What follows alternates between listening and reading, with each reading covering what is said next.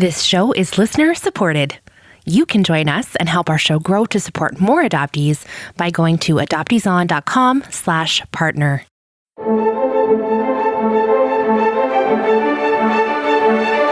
You are listening to Adoptees On, the podcast where adoptees discuss the adoption experience. This is episode 130, Lisa. I'm your host, Haley Radke. Today, Lisa Wool-Rim Sjöblom is here, and I promise already that you are going to want to pick up her book, a stunning graphic memoir called Palimpsest. She shares some of her story with us, and then we dive into a conversation about racism, coming out of the adoption fog, what activism means to Lisa, and how she found her voice. We wrap up with some recommended resources, and as always, links to everything we'll be talking about today are over on adopteeson.com. Let's listen in. I'm so pleased to welcome to Adoptees On, Lisa Wool-Rim Sjöblom. How'd I do? It's nice to be here. Yeah, you did great. It's nice to talk to you. Oh, I'm so glad we were able to arrange this. Lisa is all the way over in New Zealand and I'm in Canada, so we are having a multi-day chat. Yeah. Yes. Lisa, I would love it if you would start the way we always do here, and would you share some of your story with us? So I was born in Korea, in Busan, which is in the south, and I was relinquished more or less immediately after birth and handed into an orphanage where I stayed for 2 years, if my papers are correct. And then I was adopted to Sweden at the age of 2 to a family where there was already an adoptive brother. And he had been adopted 4 years before me, and he's also from Korea, from Busan. And I grew up in a very small village in the north of Sweden, where there were quite a few other adoptees, but not so many people of color in general. So it was a very white village. And I lived there for about, 13 years, and then I moved away from home to start school in a different town. When you were like 16? 16. Okay. Yeah. To go to like post-secondary already? Let's see. It's called tertiary school, I think. Oh. Yeah. I don't really know what the exact term is in English, but I've heard tertiary school. Between 16 and 18. It's called gymnasiet in Swedish. Oh. So you said there was other adoptees in your town, but It was mostly a white sort of environment. Did you know anyone else that was adopted from Korea? Yeah, my best friend growing up was also adopted from Korea, so that was really, really great because we had each other and we could mirror. I had someone to mirror myself in and the experience as well. We weren't that much alike. We were quite different personalities, but we got along great, I think, partly because of the adoption experience. And while we were still children, the Olympic Games were held in Seoul, in Korea. And I think that brought us together a lot because there was quite a lot of focus on Korean adoptees in Sweden in general. And we got to be on the TV together. So yeah, I think that the thing about being from Korea, both of us, and looking similar brought us very close. We called each other sisters, and we signed a contract that we were sisters for real, not just, pretend sisters. Oh my gosh, I love that. That's so good. All right. Oh, I'm so glad you had a friend like you could really, hang out with, and you had your older adoptive brother as well. Can you take us along a little further on? So you've gone away to school, and then what do you decide to study eventually, and what kind of path do you go down in that regard? I was very interested in languages, so I focused on that, and I was very happy to get to study Latin and Greek. And also Spanish, which is one of my big passions. And I read a lot. I was constantly reading during my whole childhood and teenage years. And when everybody went out drinking, I was home reading. So I knew quite early on that I wanted to become a professor of literature. Oh. Which I continued at the university. So I studied comparative literature. And then I got my master's in literature and also in English. Yeah, so that was my big passion. But the thing is that I had been drawing a lot as a kid, and I was making my own little books and stories. And I dreamt for many, many years to become an artist, but I was told that you're not going to make any money from that, and it's really difficult. But then the idea was that an artist is just some person who exhibits in a gallery, and it was never talk about becoming an illustrator or anything. Whilst I was thinking that I was going to work with literature and languages, I started drawing again when I was maybe 25, 26. And then I realized that I have to continue this. This is what I really want to do. So that sort of took over. And then since then, I've been working as an illustrator, and the literature and languages became sort of a secondary thing. And yet with your graphic novel, you've kind of married those things. Yeah, in a way, yeah. Mm-hmm, mm-hmm. Yeah, because I think that if you know me, you can sort of recognize my literary background in it. I think that's where my difficult title comes from. For instance, it makes everybody curious. I'm so excited to talk more about that. We'll get there. So you go on and you do all of this very interesting academic work and study. And what's happening for you in your personal life then? Do you ever think about Korea? Do you ever think about searching? What's kind of going on for you like in there? Korea was very much with me as a child. I was very happy to be Korean, very proud. I thought it made me interesting. I talked about Korea all the time, and anything I could see that was related to Korea, tiniest little detail was important to me. So if I saw a T-shirt that said "Made in Korea," I wanted to wear it, even if I thought the T-shirt was ugly, it meant something to me. And the few times I got to eat Korean food, it was like, it was amazing and huge for me. And I really loved spicy food, which we don't really enjoy in Sweden that much, especially not in the 80s. So I thought that was sort of a sign that I was the real Korean, that I liked spicy food and kimchi. So Korea meant so much to me. But then, which is quite common, I think, is that when I started school, being different, and especially being a person of color and being Asian in a country like Sweden, it became very difficult. So I sort of learned that I wasn't supposed to be who I was, and I was definitely not supposed to be proud, rather ashamed. And I think in Sweden, being Asian, it means a lot of ridicule, because the most representation we get is either through yellow face, like white people dressing up as Asians on television or theater and basically making fun of us, or it's just blatant racism, which is related to yellow peril and things like that, or, pulling your eyes to make them look slanted and saying Ching Chong China and other racist things.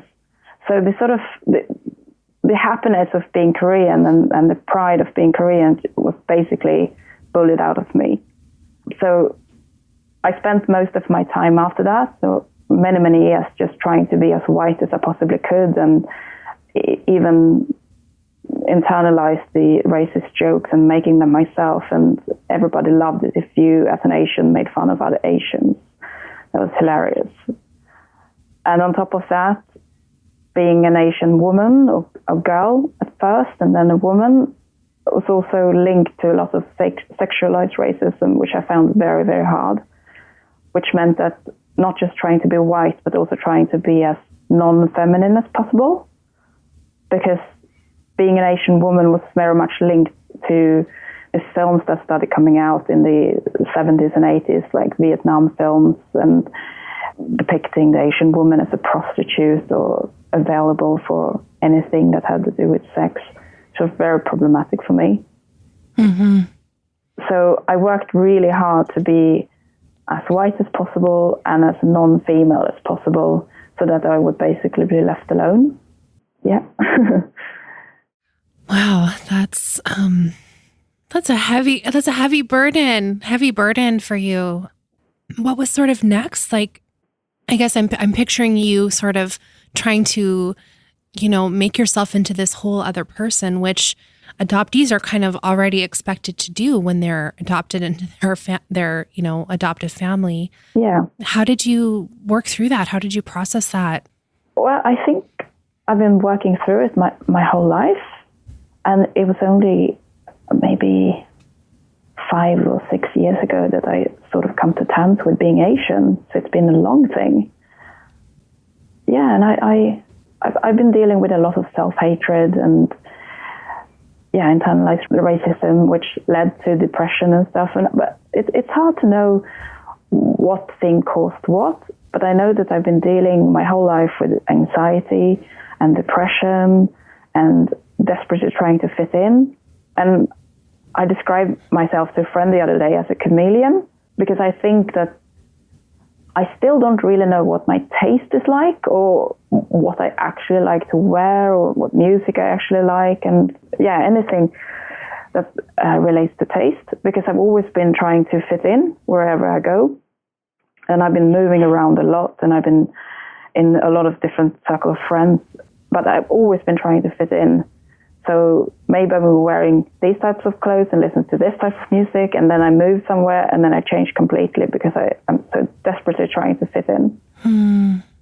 So I think I navigated all those difficult issues by just erasing myself completely, and then just adapt to whatever was presented for me. And in a way, it's been easy because you don't have to think for yourself, but it's been really hard because you're desperately trying to please everybody around you all the time. Absolutely. Yeah. I know a lot of us can identify with that. Yeah, I'm certainly not alone in that. No, you definitely are not. Can you tell us, we talk a lot about this phrase on the show, coming out of the fog. What does that mean to you? And did you experience it? And if so, how? Like, when did you kind of realize that adoption was a thing that had really impacted you? I was maybe in my late 20s. And I knew already that adoption and being from Korea and all that meant a lot to me, because I had been dealing with that I've been searching for my first parents when I was a teenager. But it wasn't so much understanding the impact of adoption, rather just trying to find where I came from. But when I started drawing comics when I was in my late 20s, I knew, and I had known my whole life that I wanted to write something about being adopted, but I didn't really know what. And when I started drawing comics, I started making comic strips about being adopted and making some sort of funny little jokes.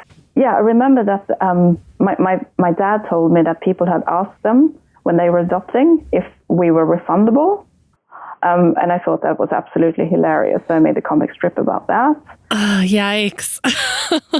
And then I made another strip about when my teacher in primary school asked where children come from. And I said, the airport. So I was thinking then that, this is hilarious, this is cute, and this is funny, so I'm going to make people laugh. And then I decided that I'm going to make a whole album of this. So I started doing a lot of research. And this is the first time I ever read about adoption. And there were a few books then that had great impact on me, because the whole time I've been thinking about adoption as something positive, and that if adoptees can only focus on the positive things, we wouldn't suffer as much. And if you can just turn anything into humor and laughter, life doesn't need to be so hard. And bear in mind then that I said this after having been committed to hospital for severe depression and stuff, but I just couldn't put the two together. Yeah, so I was really trying to squeeze out everything positive about adoption. But then when I started doing research, it sort of hit me that I was sort of the carbon copy of a person having adopted related issues. So the whole album, they started in something positive, and then me realizing that, oh gosh, I've been fooling myself so much, and realizing that all this, trying to turn it into something positive was just a survival strategy, basically. So I read about separation trauma and about racism and about assimilation, suicide, depression, all these things, and it just, it hits me really hard. And that's when I started at least reevaluating my view on adoption as a practice, that maybe this is far more complicated than I've been thinking and have been taught. Maybe being adopted is actually quite difficult. Because I know that people had told me that earlier, that separation trauma is, basically messes you up for life. And I thought that was awful to say, because then there's no chance for someone like me. I can just give up then. And I dismissed that. But the more I read about it, the more I realized that, hang on, this describes me perfectly. And I've been dealing with all these things, but I've just been trying to push it into being something else. Like, it's difficult being a human being. It's difficult being a teenager. It's difficult growing up in a tiny village. It's difficult being from anyone with my class background. Anything, but the adoption. Mm-hmm. Everything were given meaning, but not the adoption. So as you get into that and you start realizing this really did have an impact on me, you've chosen this path of activism. And can you talk a little bit about that? Yeah. What pushed you into that sort of stream, and what does activism look like to you? The activism bit happened even later. So I had been working quite a few years on this book that it was really difficult to write, and I couldn't really find anything substantial to write about. But then I became a mother, and I think that's the main event that took me in yet another direction. Because when I was pregnant, that was the first time that I started rethinking what it means to give up a child, or being forced to give up a child, or even being separated from your child in whatever way. Because before that, I had taken for granted the whole thing about having children. I thought it was simple. I thought it was something that, because everybody's doing it, everybody has children. Well, I mean, how big can it be? And then when I was expecting my first child, I realized that this is a huge thing. It's a huge undertaking, both physically and mentally. So I started changing my view on my first mother, because I had this idea that, well, she couldn't take care of me, she relinquished me, and then she moved on with her life. And then being pregnant, I realized that can definitely not be the case. It must be much more complicated than that. And then if I move on a couple of years, then when my son was 2, and that was the age when I was adopted, and that hit me really hard, and I started thinking about the kind of person I must have been when I was 2. Because again, before I became a parent, I thought that a 2-year-old knew nothing, that they didn't feel anything really, other than maybe pain or crying or hunger, I definitely didn't think that they would know who they are. And when my son was 2, he was completely aware of his name and who he was, who his parents are, where he comes from. He was very chatty, So that hit me really hard too, realizing that a 2-year-old isn't just this little blob of, we do have a lot of feelings and a lot of knowledge about who we are, and a strong sense of self, and we definitely know our names. And to have all that erased and changed to something else must have been really, really difficult for 2-year-old me.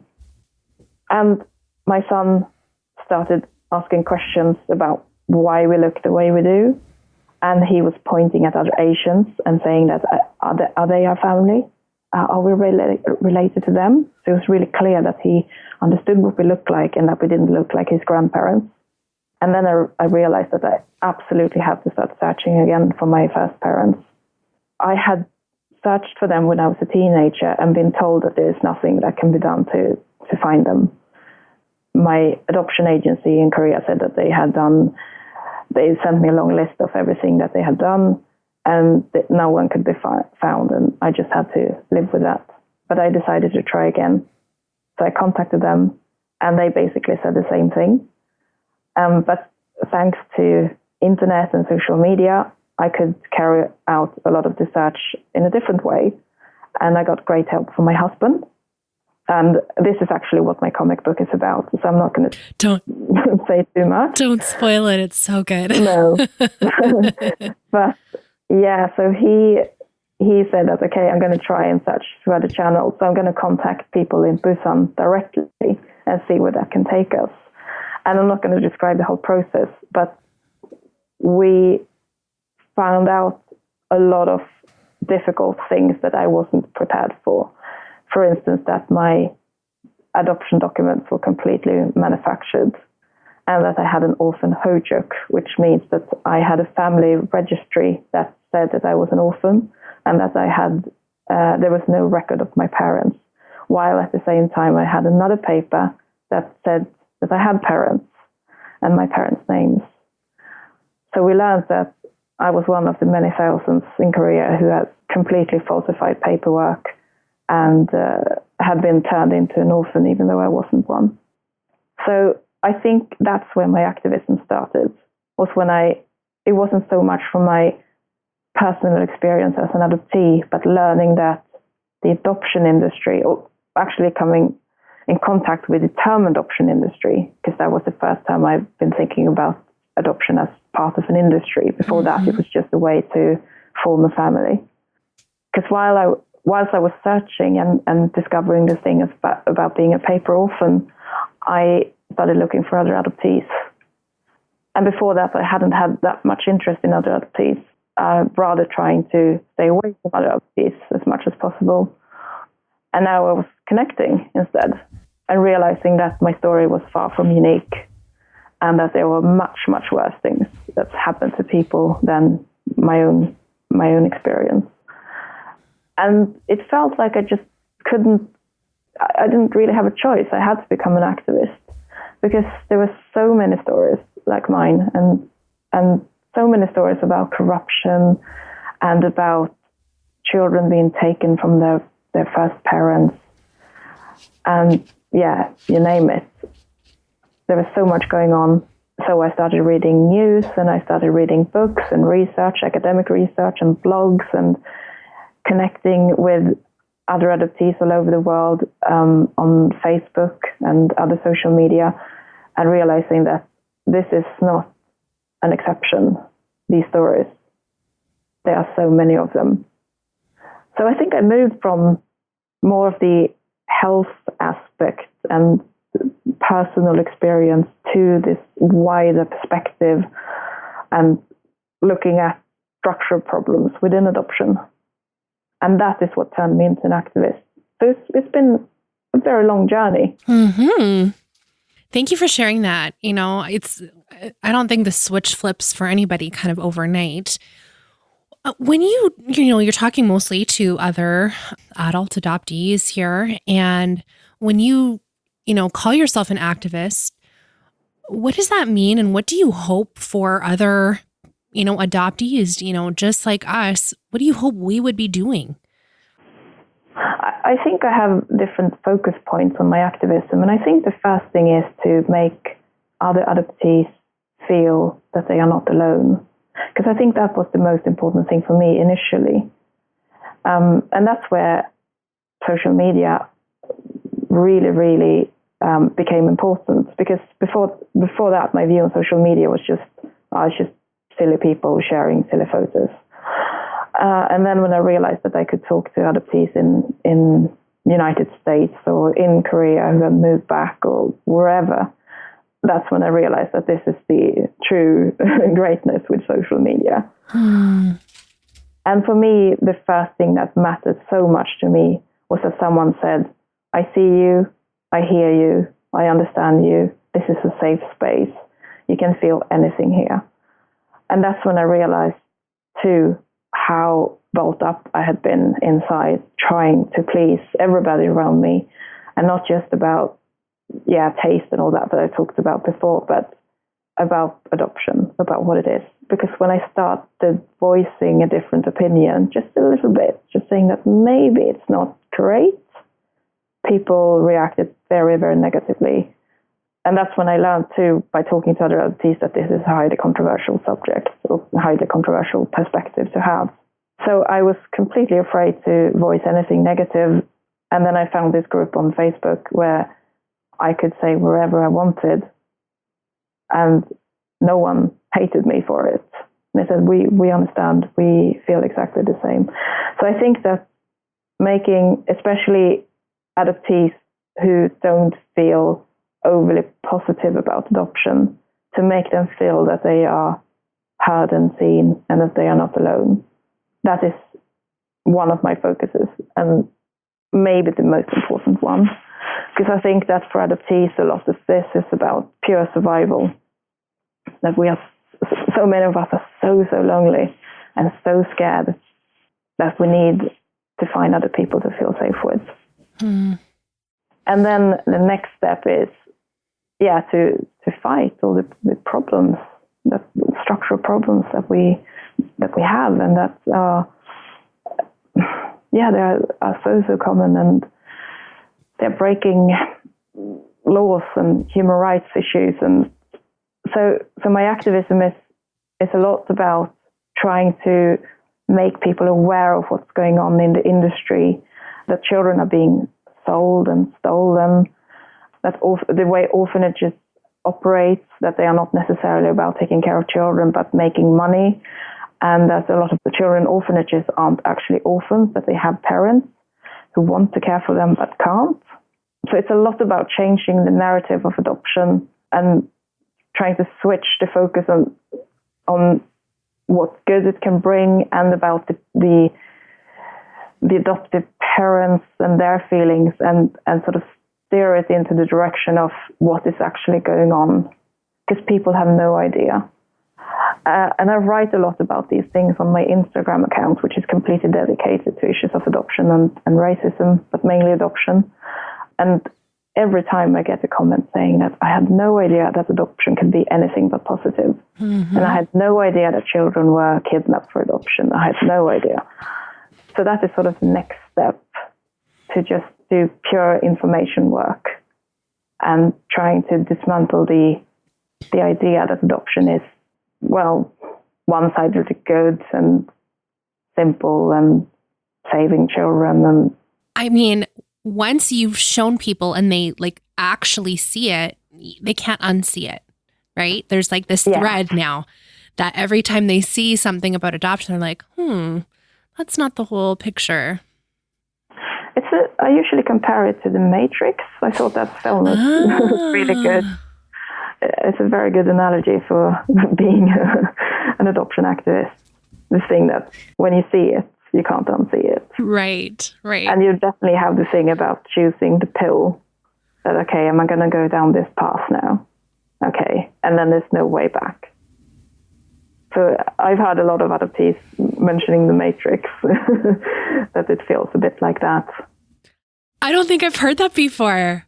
When Neo discovers the thing about the babies in the fields being harvested to support the artificial intelligence. Right. That's exactly how it feels when you realize that a lot of adoptions are built on a similar thing. Basically, babies being commodified to serve the adoption industry, those who make profit and those who don't have children, or who want to adopt for other reasons. That's a really good analogy. You say you've heard it before. I haven't heard it before. My mind's like, wow, good job. Good one. That's so good. Yeah, I think it's a really good one. Yeah. And the thing that there's no turning back. Yeah. Do you have any other thoughts on activism? My activism is also more hands-on. We're actually trying to do things.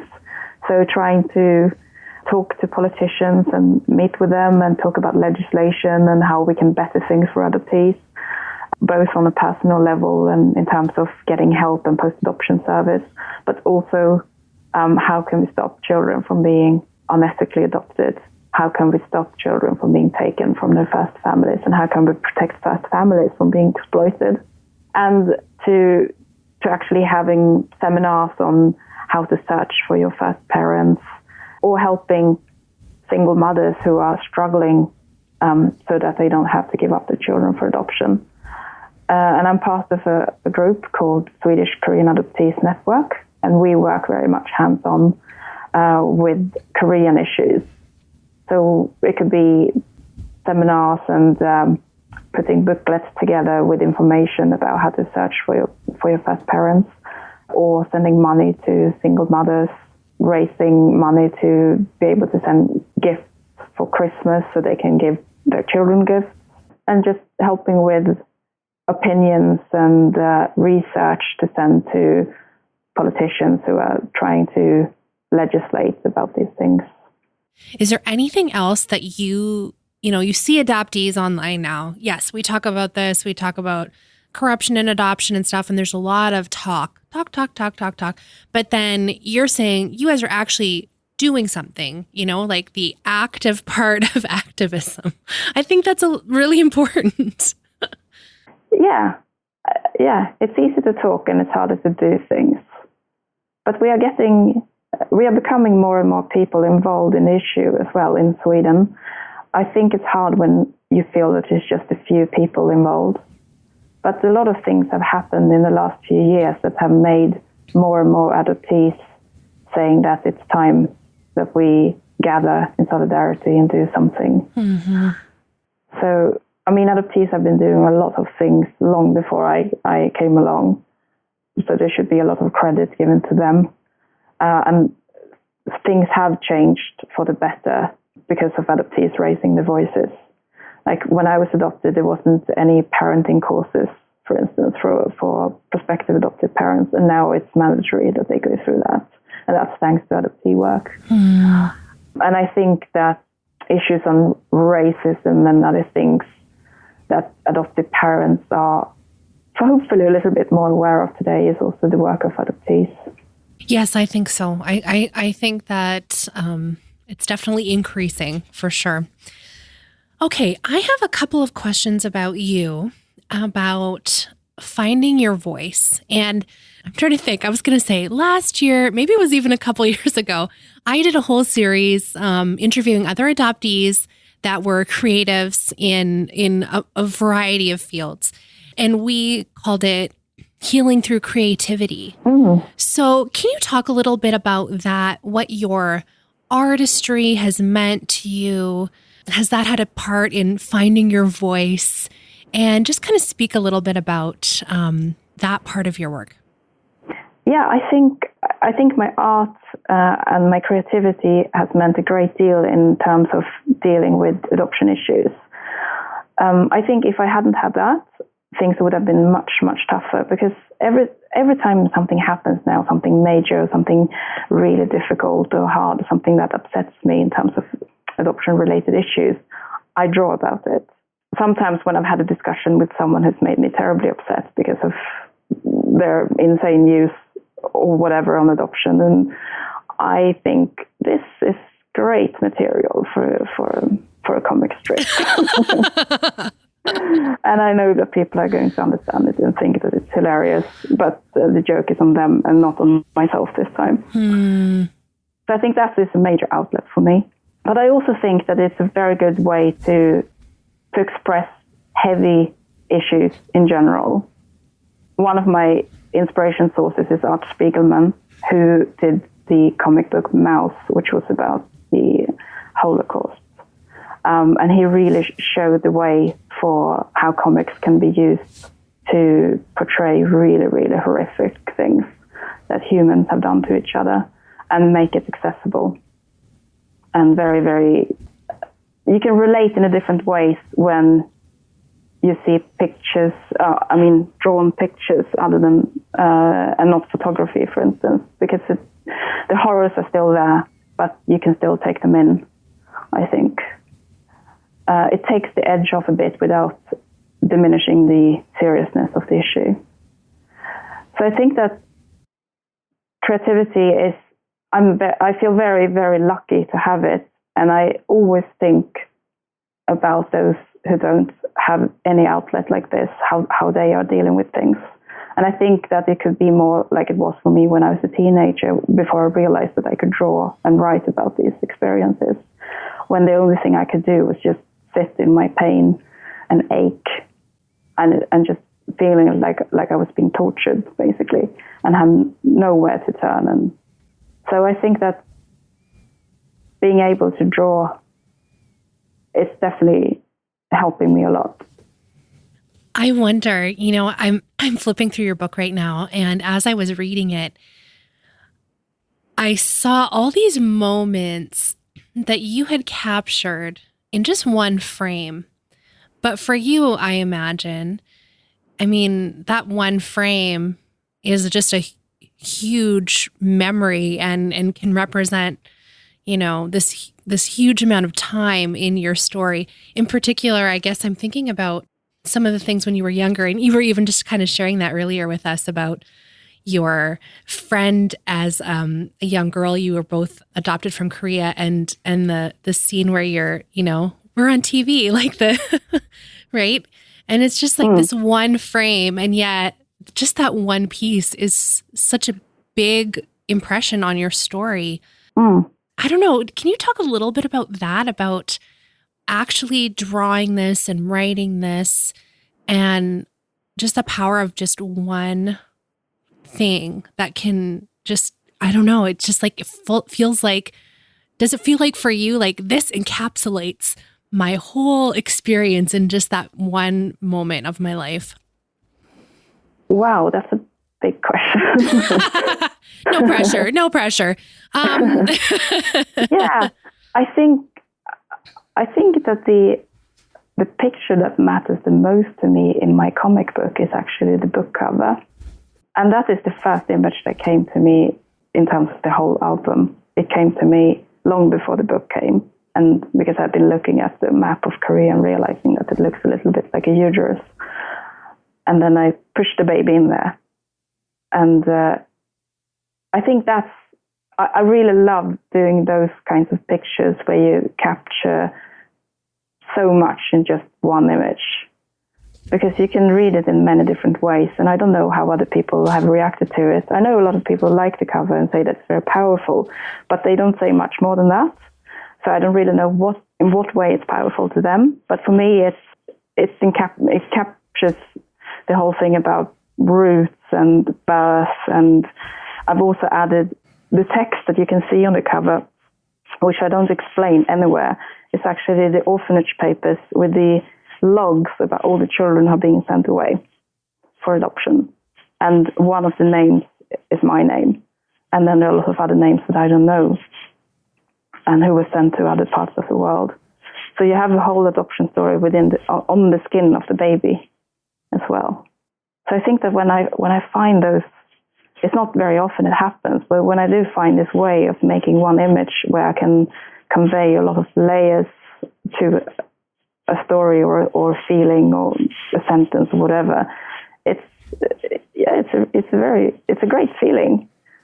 And I think it also illustrates the way I feel about adoption, that there are so many layers that you can keep unraveling for the rest of your life.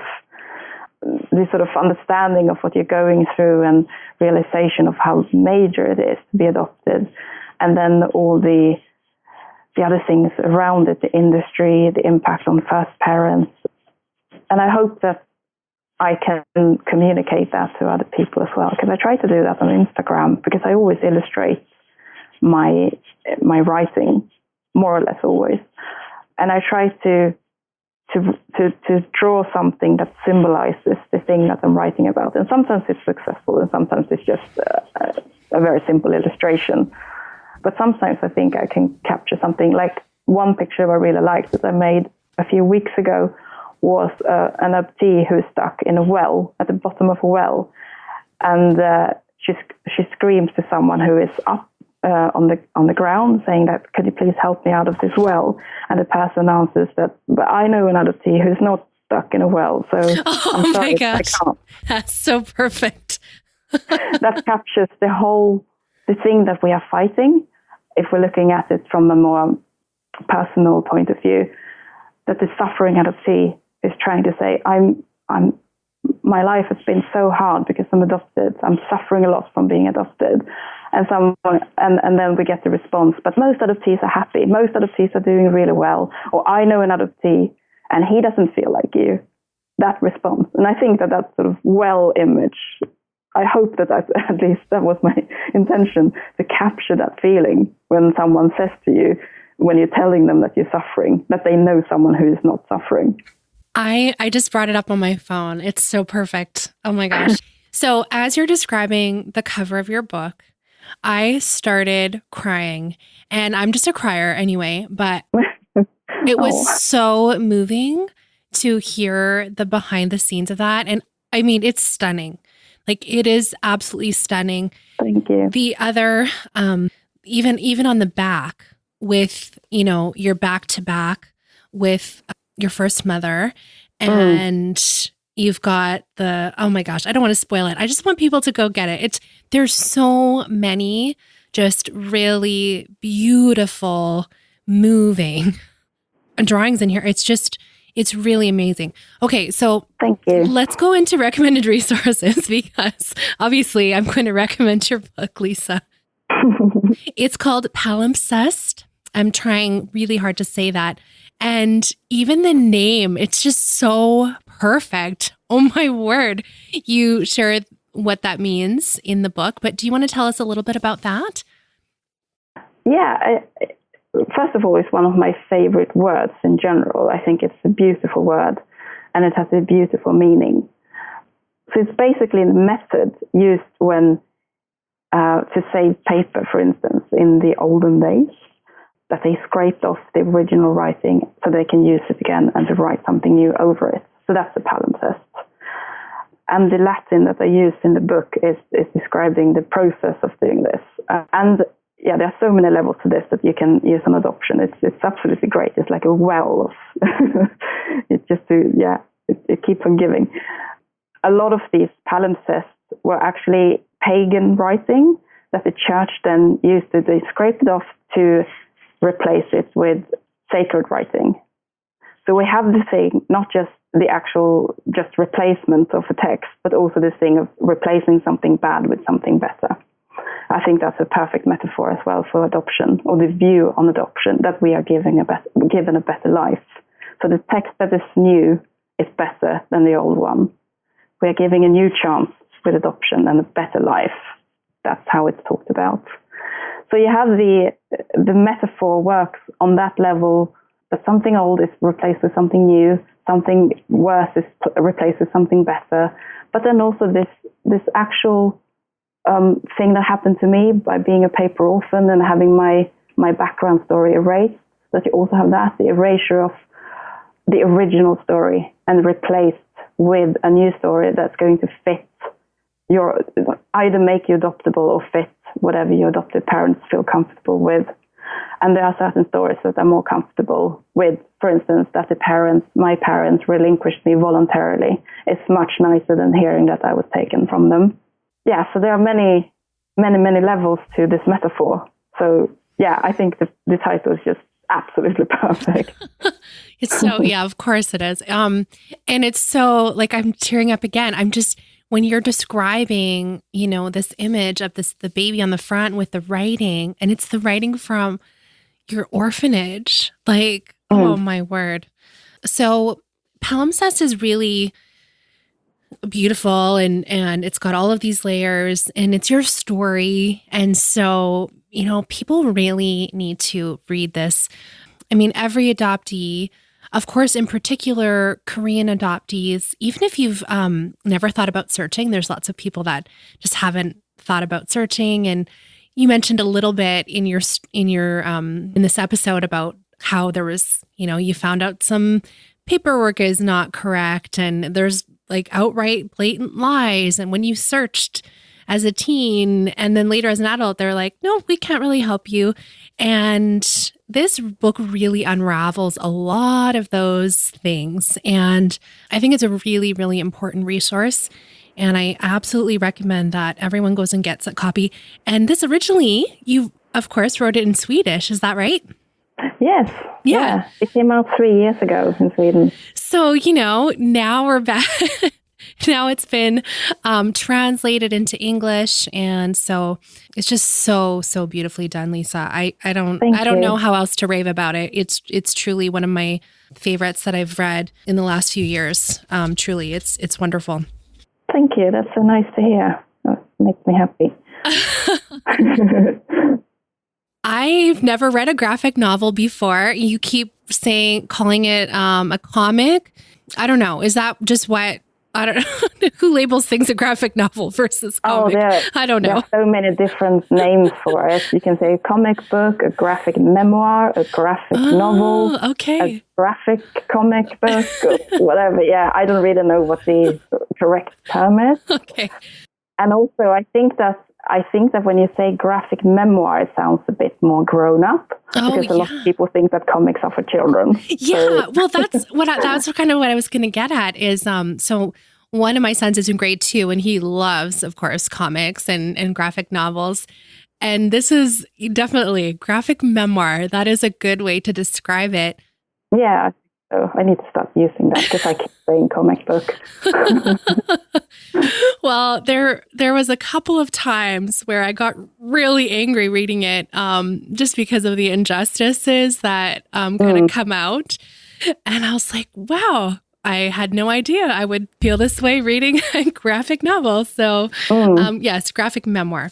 Okay, I'm going to stop raving. People have already put it in their cart, I'm sure, to order it. What did you want to share with us today, Lisa, for your recommended resource?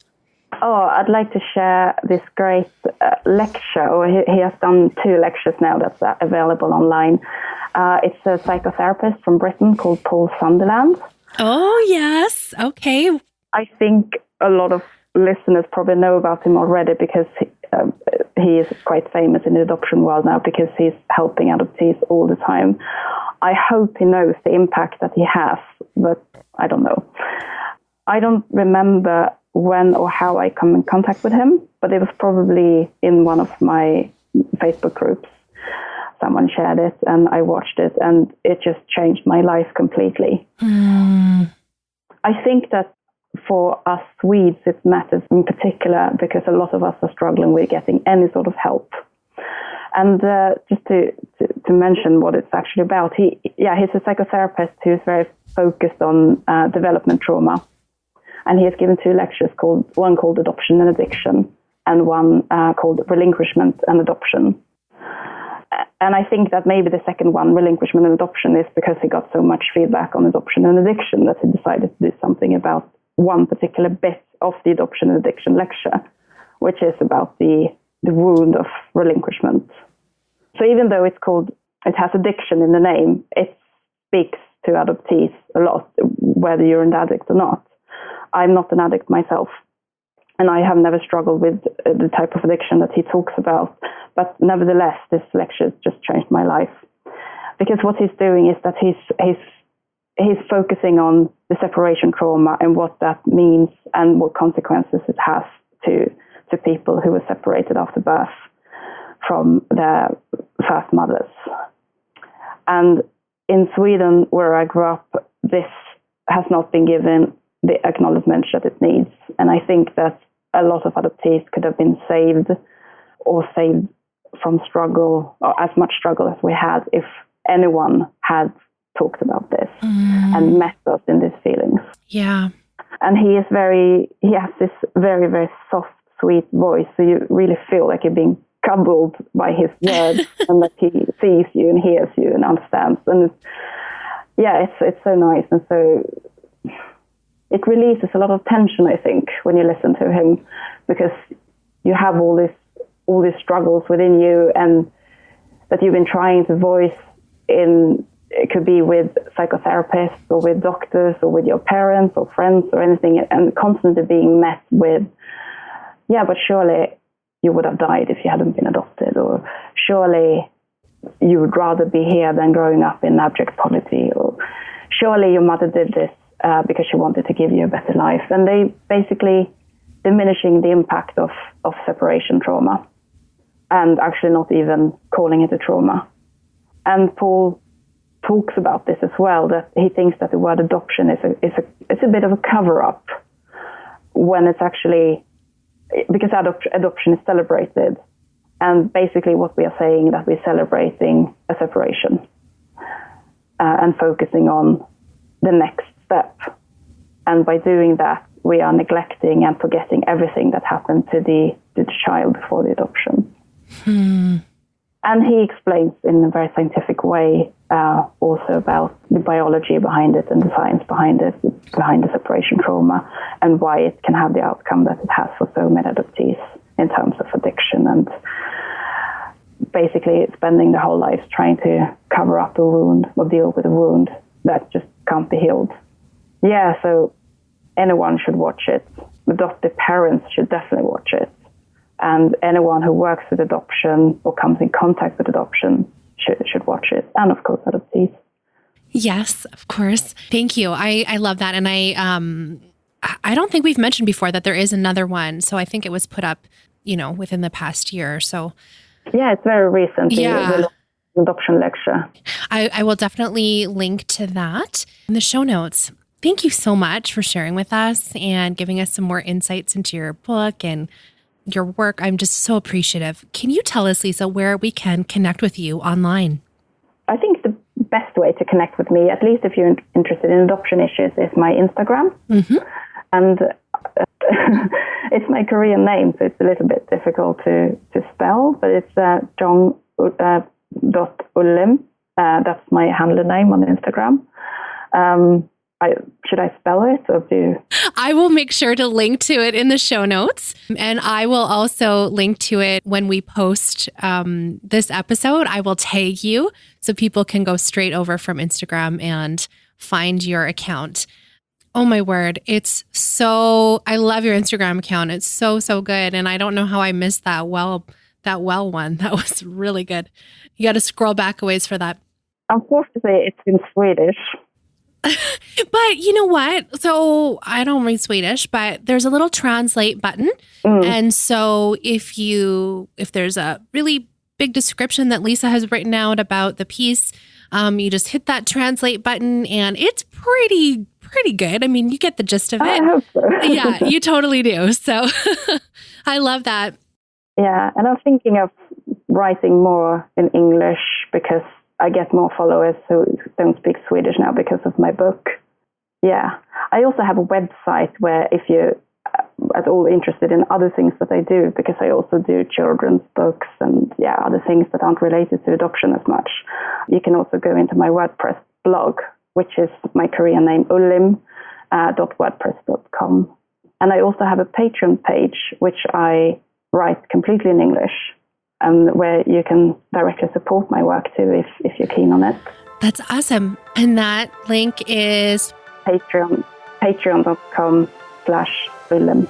And that is linked on your Instagram as well. Yes. Okay, wonderful. Thank you so much.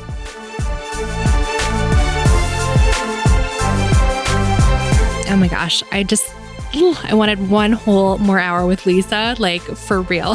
She's just so interesting. And I just love talking to her. So go get her book. Oh my gosh, you guys, go get that book. It's so beautiful. And the story, all of it is so, so good. You're just going to really, really enjoy it. And then you're going to be like, okay, we need more graphic memoirs. Come on, people. Oh my gosh, I'm going to be raving about it all year. So get ready.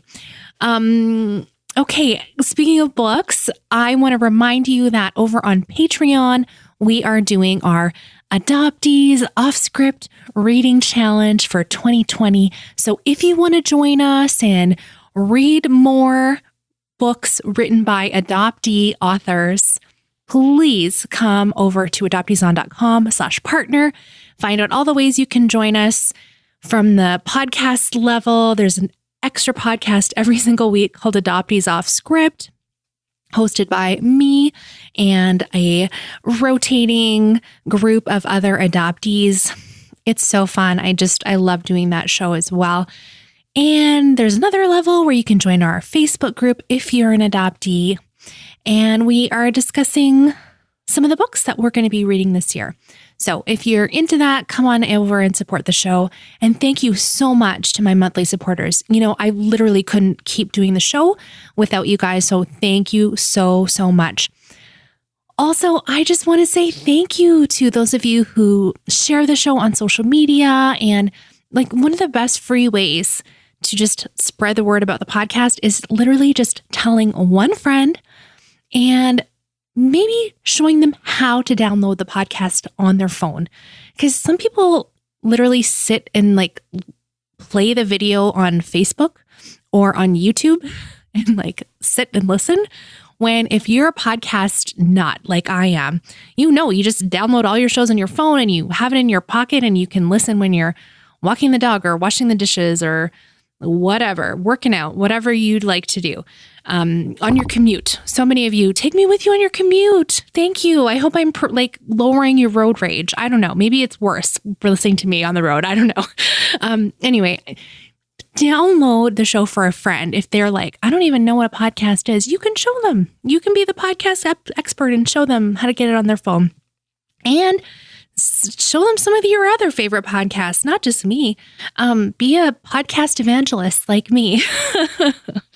Anyway, that is another awesome way to support the show, is just by telling one extra person about it. I would love that. Oh my gosh. I wanted one whole more hour with Lisa, like for real. She's just so interesting. And I just love talking to her. So go get her book.